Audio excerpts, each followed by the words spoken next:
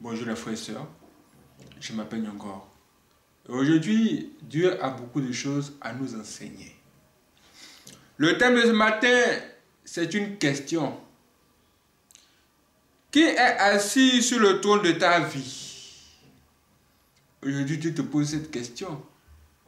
Qui est assis sur le trône de ta vie? Nous allons entrer dans notre Bible, dans Exode 20, à partir du verset 1 à 3. Il est écrit ceci.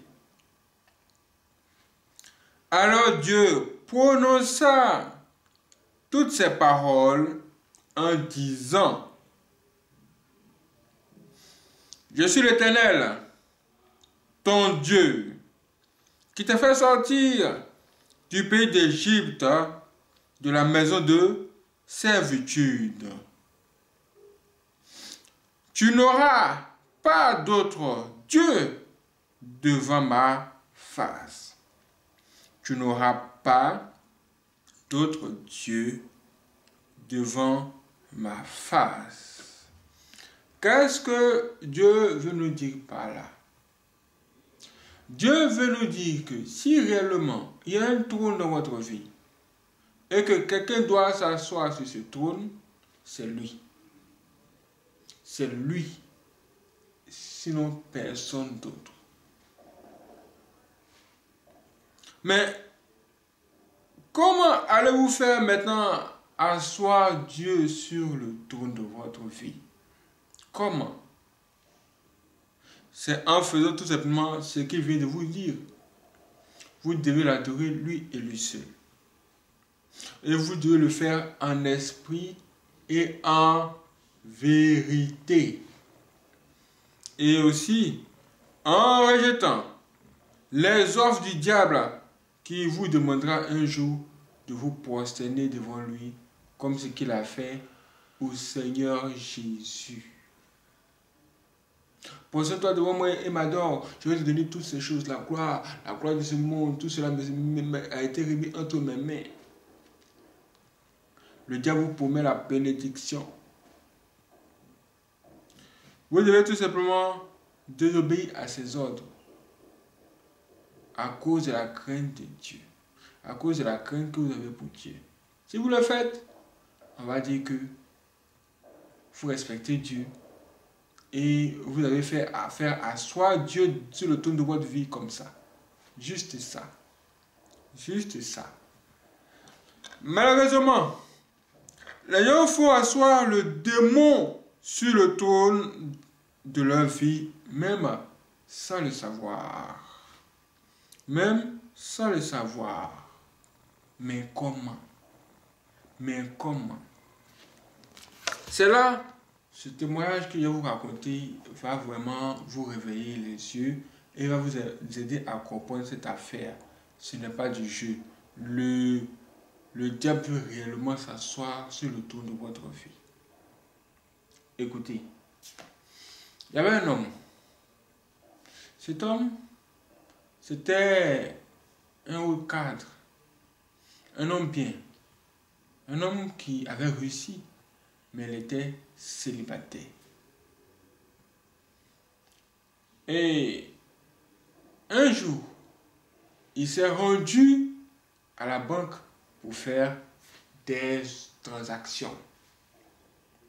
Arrivé là-bas, il a croisé une femme.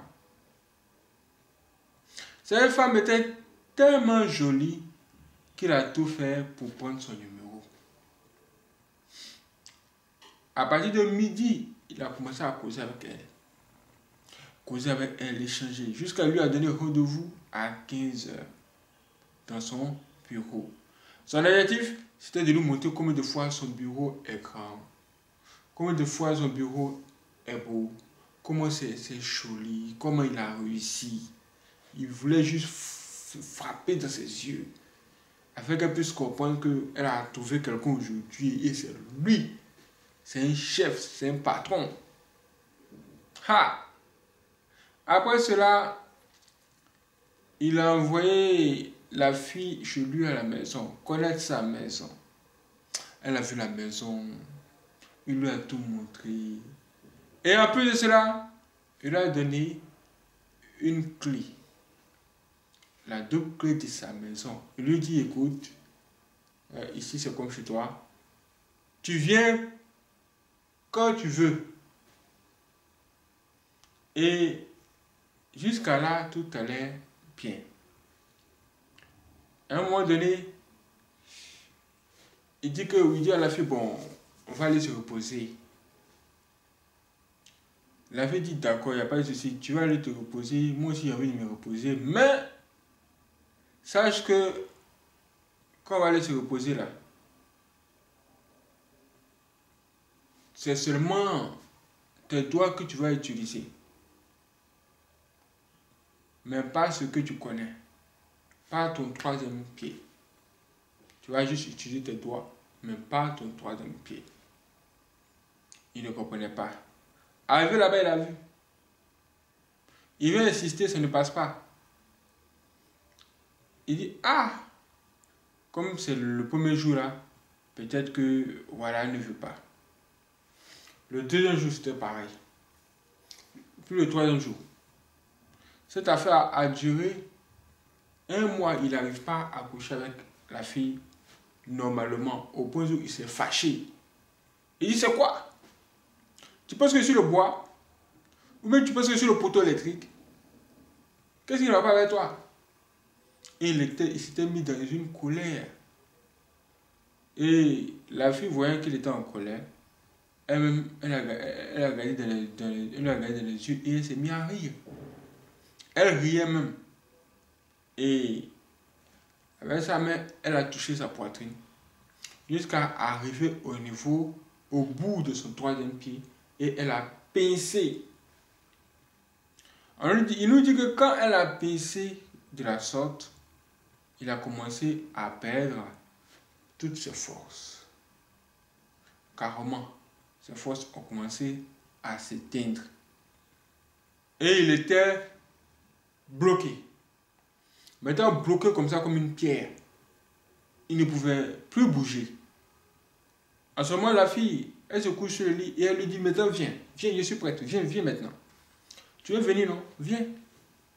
Le monsieur avait perdu toutes ses forces. La fille l'avait carrément bloqué. C'était comme si c'était la magie. Il n'arrivait pas à comprendre ce qui se passait là. Après, elle s'est levée et elle est partie.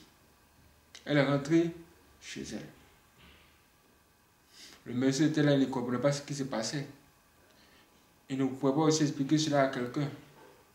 Comment il va expliquer aux gens qu'une fille qui ne connaît pas, il a fait entrer dans sa maison et même voulait coucher avec elle le même jour? Comment il va expliquer cela aux gens? Voici que le monsieur, après, il s'est rendu chez la jeune femme. Arrivé là-bas, elle a commencé à lui dresser des ultimatums. Elle a commencé à lui dresser une liste de choses dont elle a besoin. Le monsieur ne pouvait plus parler. Il était comme devenu vraiment très faible. Elle avait dominé son esprit comme ça.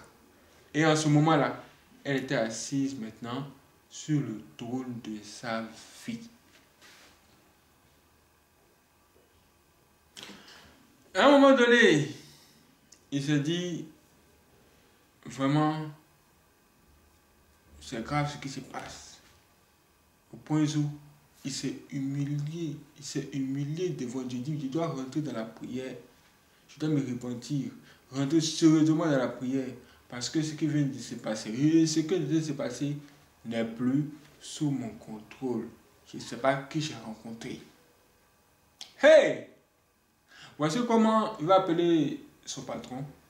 Il dit à son patron qu'il aimerait prendre 7 jours dans son congé. Son patron dit, d'accord, il n'y a pas de problème, tu peux le faire. Pendant les 7 jours, le monsieur est resté chez lui, sans sortir de la maison. Il est rentré dans une prière profonde. Le premier jour, il a fait. Le deuxième jour. Mais le troisième jour, quelque chose s'est passé. Le troisième jour, on nous dit que la fille, ayant la deuxième clé de la maison, elle a ouvert carrément sa porte et elle est entrée avec force. Quand elle est entrée à la maison avec force, elle a trouvé le monsieur de prier et dit: Hey, toi là, que fais-tu?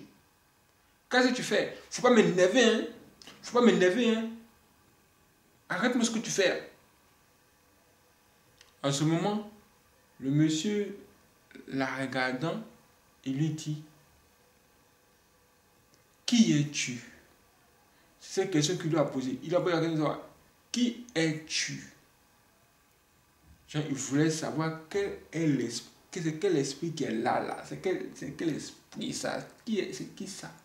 C'est pas le joli visage qu'il avait vu là-bas à la banque là-haut. C'est autre chose. Et la fille lui répond: Je suis ton pire cauchemar. Il dit: Hein? Ça, c'est qu'elle a fait ça. Après, elle est sortie, fermé la porte avec force. Et puis, le monsieur a dit: Bon, si elle est arrivée comme ça, avec force comme ça ici, pendant que moi j'ai de prier, juste même le troisième jour, c'est que la prière que j'essaie de faire, ça marche. Donc, continuons. Donc, et quand ils voulaient continuer la prière, ils ont coupé le courant. Le courant s'est coupé. Et après, il dit: Bon, il va quand même continuer la prière. C'est quand il dit qu'il va commencer à continuer la prière, c'est là il a commencé à entendre les cris des animaux féroces dans sa maison. Et il pouvait dire qu'il pouvait entendre les cris des chats, des souris. C'était vraiment bizarre. Beaucoup de choses. Mais là il s'est dit que il doit vraiment rentrer dans une forte prière. Une prière plus forte qu'avant. Et voici comment le monsieur il s'est plongé dans une longue prière. Il a tellement prié ce jour-là que, en fait cette nuit-là, il a tellement prié cette nuit-là que le temps est passé sans qu'il ne se rende compte. Au moins il va s'en rendre compte.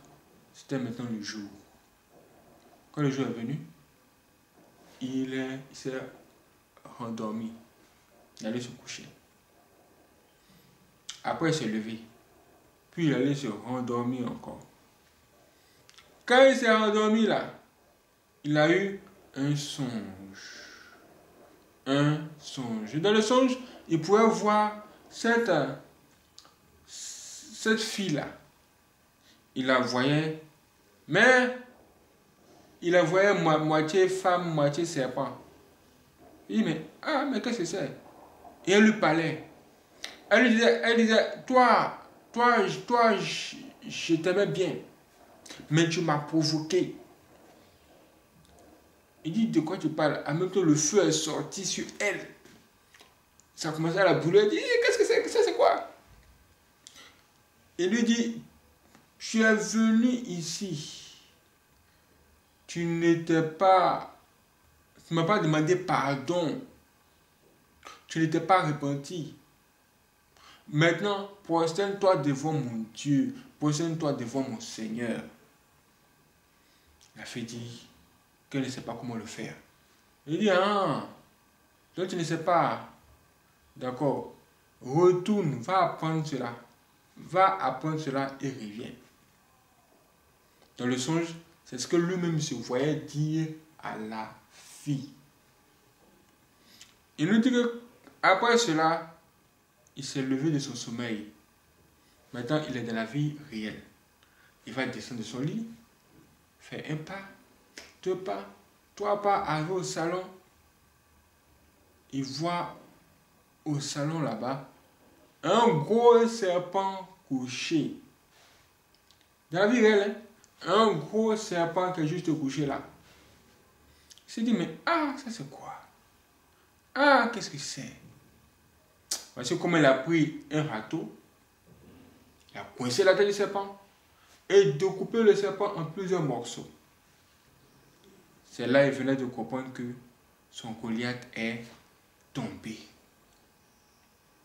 Voici comment cet homme a été libéré de cette fille maléfique. Voici le monde dans lequel nous sommes. Que Dieu vous garde, que Dieu vous protège.